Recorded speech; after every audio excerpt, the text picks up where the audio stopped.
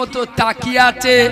আজ ধামাখালি মাদ্রাসায় জলসা হচ্ছে, বাক্কারের বেড়া গেল, ছাত্তারের নাতি গেল, করিমের পোঁতা গেল, আমার ছানাটা গেল না, আমার বাচ্চাটা আমার জন্য দোয়া পাঠালো না।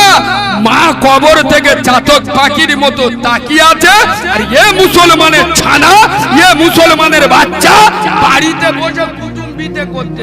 এ বুদ্ধি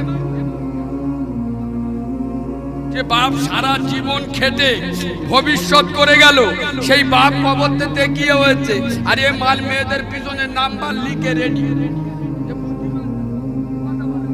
এরা বুদ্ধিমান না হুনমান? বলুন, এরা বুদ্ধিমান না হুনমান?